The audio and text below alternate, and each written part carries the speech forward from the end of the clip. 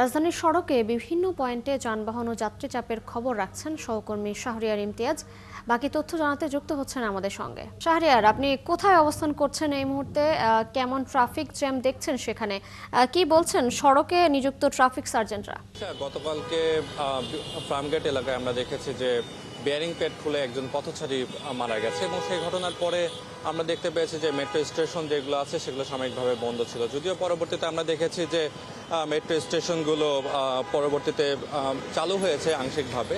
তবে আজকে সকাল নাগাদ আমরা দেখছি যে কারণ বাজার, ফার্মগেট এবং বিজয় সরণি যে মেট্রো স্টেশন আছে সেটা কিন্তু এখনও কিন্তু বন্ধ আছে। এবং যেহেতু এই মেট্রো স্টেশনকে কেন্দ্র করে হাজার হাজার মানুষের যে যাতায়াত, এবং এই মেট্রো স্টেশনের এবং এক্ষেত্রে যারা সাধারণ যারা যাত্রী আছে তারা কিন্তু বিকল্প যারা গণপরিবহনগুলো আছে, সিএনজি এবং বাসের মতো যে যানগুলো আছে সেটাকে আসলে বেছে নিচ্ছে। এবং আমি যদি বলি যে এখন পর্যন্ত আগারগাঁও থেকে উত্তর পর্যন্ত মেট্রো যেটা মেট্রো রেল চলছে, এবং এখানে শুধুমাত্র আমরা যদি বলি ফার্মগেট, কারণবাজার এবং বিজয় সরণি এই তিনটা মেট্রো স্টেশন বন্ধ আছে, এবং অন্যান্য মতিঝিল থেকে যদি শাহবাগ পর্যন্ত এটা চলছে। কিন্তু এই যে এই তিনটা পয়েন্টে যেহেতু বন্ধ আছে, আমরা দেখতে পাচ্ছি এই তিনটা মেট্রো স্টেশনের যে পয়েন্টগুলো ঘুরে দেখেছি যে তিনটা স্থানেই যারা আসলে মেট্রো স্টেশন ব্যবহার করেছে তারা বিকল্প হিসাবে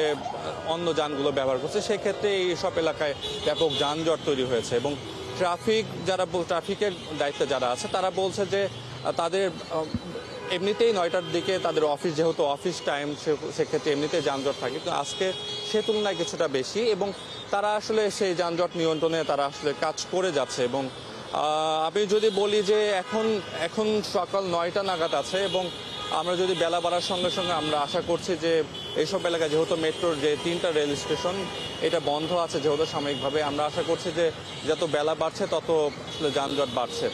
তো এই ছিল রাজধানীর কারণ বাজার থেকে আমার কাছে সর্বশেষ।